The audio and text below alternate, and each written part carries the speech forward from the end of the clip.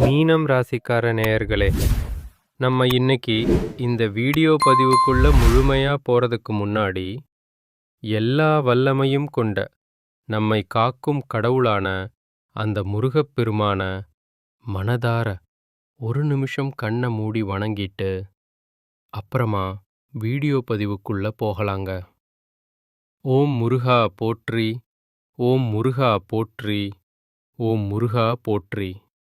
என்னை காக்கும் அன்பு தெய்வமே, என்னை காக்கும் முருகனே போற்றி. கண்டிப்பா நல்லதே நடக்கும். நம்ம வாழ்க்கையில இனிமே நல்லது மட்டும்தான் நடக்கும். நம்பிக்கையோட இருப்போம். சரிங்க, நம்மளோட மீனம் ராசிக்காரங்கள பத்தி சொல்லணும்னா, இவங்க பிறப்பிலேயே ஒரு தலைமை பண்புக்கு ரொம்ப ரொம்ப பொருத்தமானவங்களா இருக்காங்க. எதையுமே அவசரப்பட்டு செய்யாம, மெதுவாக, அதே சமயத்துல நிதானமாக யோசிச்சு, வாழ்க்கையில நிச்சயமாக ஜெயிச்சு வாழப் போறாங்க நம்ம மீனம் ராசி அன்பர்கள். இவங்கள பொறுத்த வரைக்கும், நான் மட்டும் நல்லா இருந்தா போதும், எனக்கு மட்டும் எல்லாம் கிடைச்சா போதும் அப்படிங்கிற அந்த சுயநலம் எல்லாம் இவங்க கிட்ட துளி கூட கிடையாதுங்க. தன்னை சுத்தி இருக்கக்கூடிய எல்லோருமே நல்லா இருக்கணும், எல்லாரும் சந்தோஷமா இருக்கணும் அப்படிங்கிற ஒரு உயர்ந்த பொதுநல குணத்தோட தாங்க இவங்க வாழ்ந்துகிட்டு இருக்காங்க. என் அன்பு நேயர்கள் அனைவருக்கும் மனமார்ந்த இனிய வணக்கங்கள்.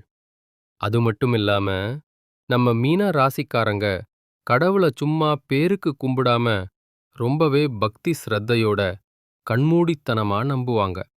குறி தவறாத அம்பு மாதிரி எய்தா அந்த அம்பு எப்படி இலக்கப் போய் சேருமோ அதே மாதிரி இவங்களும் தான் கொண்ட குறிக்கோள் தவறாம ரொம்பவே உறுதியா வாழ்ந்துகிட்டு இருக்காங்க. இவ்வளவு அருமையான, இவ்வளவு உன்னதமான நற்குணங்களைக் கொண்ட என் அன்பு மீனம் ராசிக்கார சொந்தங்களே, சகோதர சகோதரிகளே, எல்லாரும் எப்படி இருக்கீங்க? நலமா இருக்கீங்களா? ஏங்கம்மா, நீங்க வேற எங்கள பார்த்து இப்படி ஒரு கேள்வி கேட்குறீங்களே. எங்கள பார்த்தா உங்களுக்கு நலமா இருக்கிற மாதிரியா தெரியுது?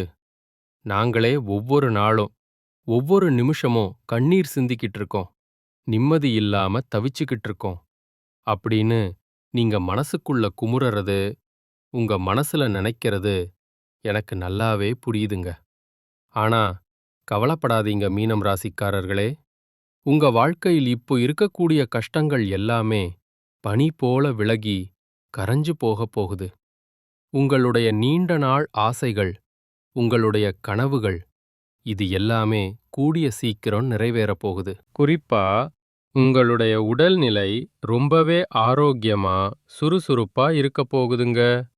நீண்ட நாளா திருமணமாகாம திருமண தடை இருந்துச்சு பாத்தீங்களா? அந்த தடைகள் எல்லாம் நீங்கி, உங்களுக்கு ஏற்ற, உங்க மனசுக்கு பிடிச்ச ஒரு சரியான வாழ்க்கை துணையோடு திருமணம் கோலாகலமா நடக்கப் போகுதுங்க. அதே மாதிரி குழந்தை பாக்கியம் இல்லையேன்னு ஏங்கிட்டு இருந்தவங்களுக்கு அந்த பகவான் அருளால குழந்தை பாக்கியம் கிடைக்கப் போகுதுங்க. பூர்வீக சொத்து ரீதியாக, அதாவது அப்பா வழி சொத்துக்கள்ல இருந்த அனைத்து பிரச்சனைகளுக்கும் இப்போ ஒரு நிரந்தரமான தீர்வு கிடைக்கப் போகுது. உங்களுக்கு நியாயமா வரவேண்டிய அந்த பூர்வீக சொத்து எந்த தடங்களும் இல்லாம உங்க கையில வந்து சேரப்போகுதுங்க. படிச்சு முடிச்சிட்டு இன்னும் ஒரு நல்ல வேலை கிடைக்கலையே அப்படின்னு வேலை தேடிட்டு இருக்க நம்ம இளைஞர்களுக்கு அவங்க படிப்புக்கும் அவங்க தகுதிக்கும் ஏற்றாற்போல சிறப்பான வேலையெல்லாம் கிடைக்கப் போகுதுங்க. என் அன்பு மீனம் ராசி நேயர்களே, ஒரு சின்ன வேண்டுகோள். நீங்க சொன்ன சொல்ல காப்பாத்துறதுக்கும் நீங்க நினைச்சத அடையணும்னு விரும்புனீங்கன்னா, அதுக்கு சரியான கூட்டாளிகளை, சரியான நண்பர்களை தேர்ந்தெடுக்கிறது ரொம்ப ரொம்ப அவசியங்க. ஏன்னா, நீங்க ஒருவேளை தவறானவர்களுடன் சேர்ந்தீங்கன்னா, அது உங்க வாழ்க்கையில பெரிய சேதத்தை ஏற்படுத்திரும். எப்பவுமே நல்லவங்க கிட்ட உதவி கேட்கறது தாங்க நல்லது. கெட்டவர்களிடம் தெரியாம கூட உதவி கேட்டு தயவு செஞ்சு மாட்டிக்கொள்ளாதீங்க. ஏன்னா கெட்டவர்கள் உங்க வீட்டிலேயே குடியேறி உங்களுடைய சொந்த நடவடிக்கைகள்ல உங்க குடும்ப விஷயத்துல தலையிடுவாங்க. அது பெரிய சிக்கலாயிடும். அதனால யார வீட்டுக்குள்ள விடுறது, யார பக்கத்துல சேர்க்கக் கூடாது அப்படிங்கிறத நீங்க ரொம்ப தெளிவா தெரிஞ்சுக்கோங்க. உஷாரா இருங்க.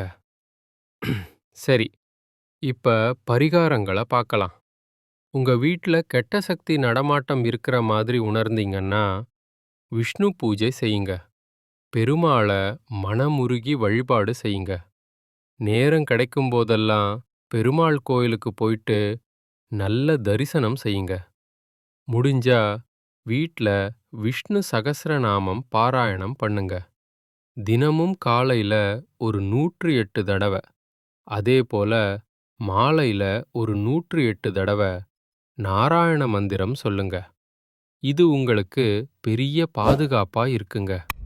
வீட்ல ரொம்ப திருஷ்டி இருக்கு, கண் திருஷ்டி கோளாறு இருக்கு, எதிரிகள் தொந்தரவு அதிகமா இருக்கு அப்படின்னா, நீங்க பெருமாள் கோயிலுக்கு போயிட்டு அங்க கொடுக்கிற துளசி தீர்த்தத்த வாங்கிட்டு வந்து, அத கொஞ்சம் சுத்தமான தண்ணில கலந்து, உங்க வீடு முழுக்க மூலை முடுக்கு எல்லாம் படுற மாதிரி தெளிச்சிருங்க. தினமும் காலையில 108 தடவ, மாலையில 108 தடவ ஓம் நமோ நாராயணா அப்படிங்கிற அந்த சக்தி வாய்ந்த நாராயண மந்திரத்த சொல்லிக்கிட்டே வாங்க. அதே சமயம் வீட்ல விஷ்ணு சகஸ்ரநாமம் ஒலிக்க விடுங்க. அல்லது நீங்களே பாராயணம் பண்ணுங்க.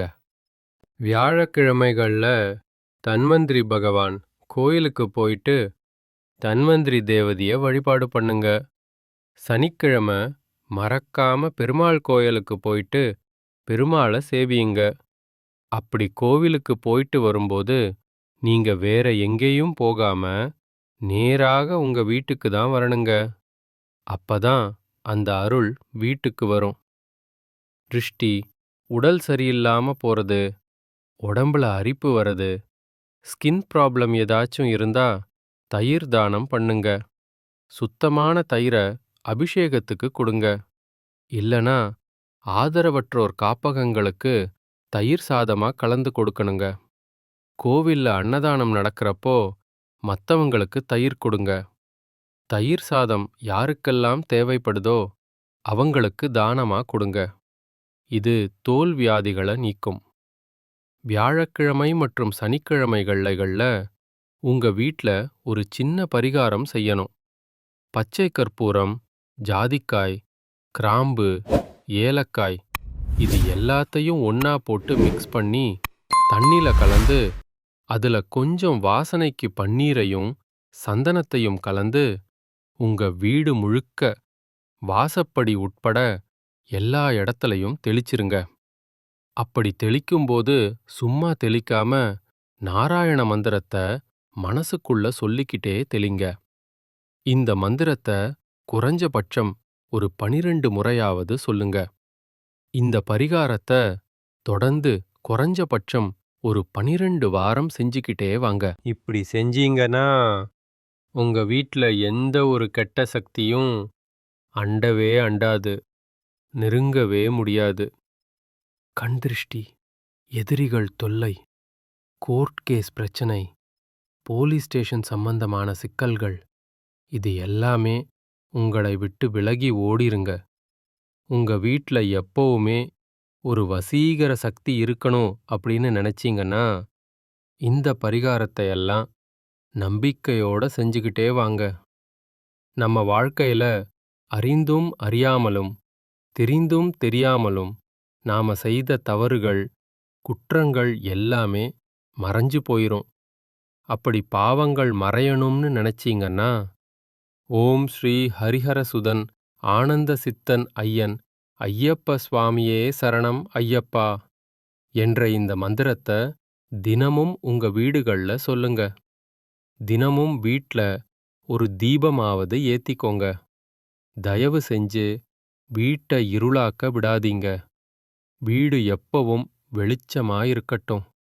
வீட்ல எப்பவுமே நல்ல வாசனை இருந்துகிட்டே இருக்கணும். மிக முக்கியமா வீட்ல இல்லை, இல்லவே இல்லை அப்படிங்கிற வார்த்தைய அதிகமா பயன்படுத்தக்கூடாது.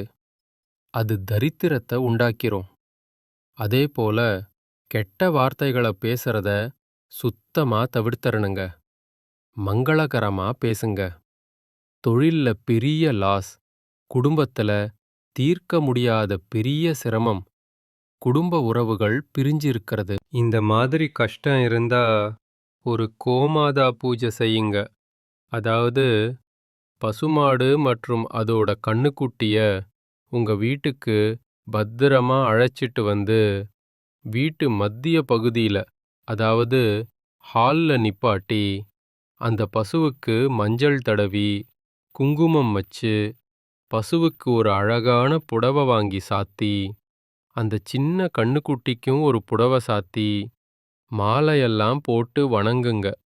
பிறகு ஒரு பெரிய தட்டுலயே, இல்லனா பாக்கெட்லயோ, இல்லனா ஒரு முழு வாழை இலையிலயோ பச்சரிசிய நல்லா ஊற வச்சு, அது கூட வெல்லம், பச்சரிசி, வாழைப்பழம் இது எல்லாம் சேர்த்து வச்சு, அந்த பசுமாட்டுக்கு உங்க கையாலேயே சாப்பிட கொடுங்க.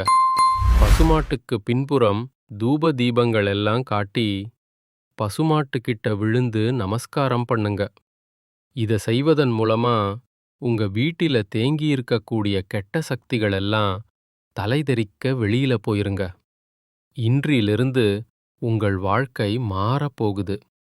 ராசி மண்டலத்தில நம்முடைய மீனம் ராசி 12வது ராசியா இருக்குதுங்க.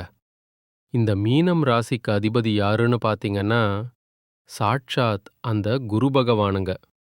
பூரட்டாதி 4ஆம் பாதம், உத்திரட்டாதி, ரேவதி ஆகிய நட்சத்திரங்களில் பிறந்தவங்க தான் மீனம் ராசிய சேர்ந்தவங்களா கருதப்படுறாங்க. நம்மளுடைய மீனம் ராசிக்காரங்களுக்கு நட்பு ராசியா, அதாவது நண்பர்களா இருக்கக்கூடியவங்க யாருன்னு பார்த்தீங்கன்னா, கடகம், விருச்சிகம், மீனம், ரிஷபம், மகரம்.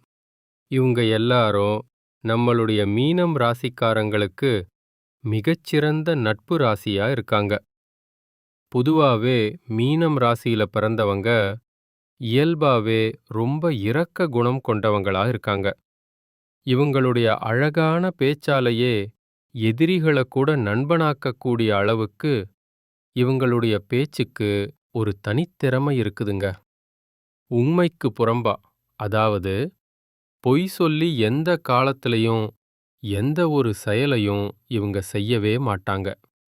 அடுத்தவங்க இத செய்ய முடியாதுப்பா அப்படின்னு சொல்லி ஒதுக்கி வச்ச காரியத்தை கூட ரொம்ப அழகா திட்டம் தீட்டி முயற்சி பண்ணி அந்த காரியத்தில மாபெரும் வெற்றி அடையக்கூடியவங்களா இவங்க இருக்காங்க. நிறைய பேர் எங்க குலதெய்வம் எங்கேயோ இருக்குது, என்னமோ இருக்குது, குலதெய்வம் எதுன்னே தெரியல அப்படின்னு நினைச்சு கவலைப்படுறீங்க. நீங்க அப்படி நினைக்க வேண்டாங்க. நீங்க எங்கிருந்தாலும் பரவாயில்ல, உங்க வீட்ல ஒரு தீபம் ஏத்தி வச்சு அந்த தீப ஒளியில தெய்வங்கள் இருக்கிறாங்க அப்படின்னு நினைச்சு மனமுருகி வழிபாடு செய்யுங்க. குலதெய்வமே தெரியாவிட்டாலும் பரவாயில்ல, வீட்ல தீபம் ஏத்தி வச்சு ஏதாவது ஒரு நல்ல நாள்ல எங்க குலதெய்வமே எங்களை காப்பாத்து அப்படின்னு குலதெய்வத்தை நினைச்சு வழிபாடு செய்யுங்க. ஏன்னா குலதெய்வ வழிபாடு உங்க குலம் காக்கு, உங்க குலம் தழைக்க வைக்கும். முதல்ல குலதெய்வம், அப்புறம்தான் இஷ்டப்பட்ட தெய்வம், அப்புறம்தான் உங்களுக்கு விருப்பப்பட்ட மற்ற தெய்வங்கள். நான் எந்த கோயிலுக்கு போனாலும் என்ன பண்ணாலும் என் வாழ்க்கையில ஒரு ஏற்றமே இல்ல, மாற்றமே இல்ல அப்படின்னு நீங்க விரக்தியா சொல்லுவீங்க. அப்படிப்பட்டவங்க தினமும் காலையில எந்திரிச்ச உடனே அந்த சூரிய பகவானை பார்த்து நமஸ்காரம் பண்ணுங்க. அவங்களுடைய அனுக்கிரகம் உங்களுக்கு இருந்தா போதுங்க. மற்ற கிரகங்கள் எல்லாம் உங்களுக்கு சாதகமா இல்லைனா கூட பரவாயில்ல, அந்த சூரியனுடைய பிரகாசம் உங்க வாழ்க்கையவே பிரகாசமா மாத்துருங்க. அந்த காலையில வரக்கூடிய வெளிச்சம் உங்களை வந்து சேருங்க. உங்க வாழ்க்கையில இருக்கக்கூடிய கண்ணீர் துளிகள் எல்லாம் அந்த சூரியனை கண்ட பனி போல கரைஞ்சு போயிருங்க.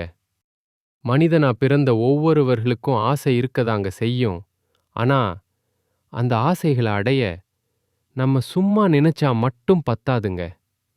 டிட்டர்மின்ட், முழு மனசோடு நம்மளுடைய ஆசைகளை அடைவதற்கான வழியை தேடணும்.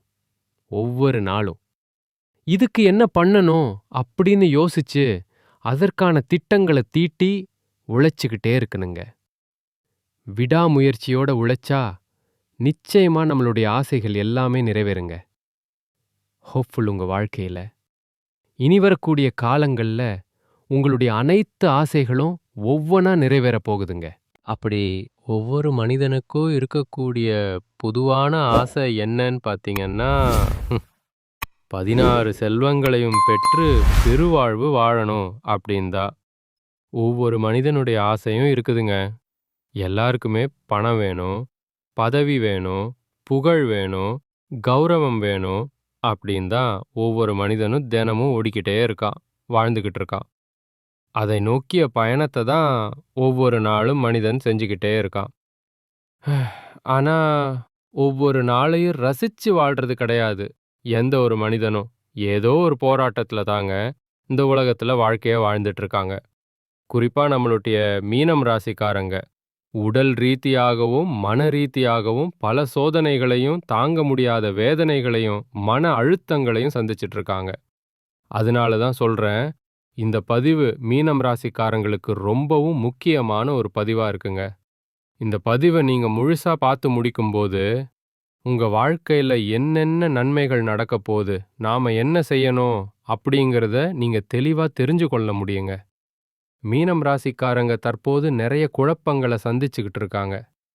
எது சரி எது தவறுன்னு தெரியல. சரியான பாதையை பிடிக்க தவறுனா இன்னும் குழப்பங்கள் வர வாய்ப்பு இருக்குதுங்க. அதனால நிதானமா சரியான பாதையில பயணம் செய்யுங்க. நம்பிக்கையான செய்தி என்னன்னா, செவ்வாய் பகவான் 7ஆம் இடத்துல அமர்ந்து உங்களுக்கு பெரிய பாக்கியத்தை கொடுக்க போறாருங்க. இதன் மூலமா உங்க குழப்பங்கள், தீராத பிரச்சனைகள், முக்கியமா பணம் சார்ந்த விஷயங்கள்ல உங்களுக்கு ஒரு நல்ல தெளிவு பிறக்குங்க.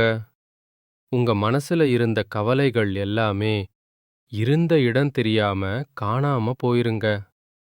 உங்க மனசுல ஒரு பெரிய நிம்மதியும் தெளிவும் பிறக்குங்க. என்னதான் ஜென்ம சனியின் தாக்கம் இருந்தாலும் பணம் ரீதியாக இருந்த அனைத்து பிரச்சனைகளுமே குறைய போகுதுங்க.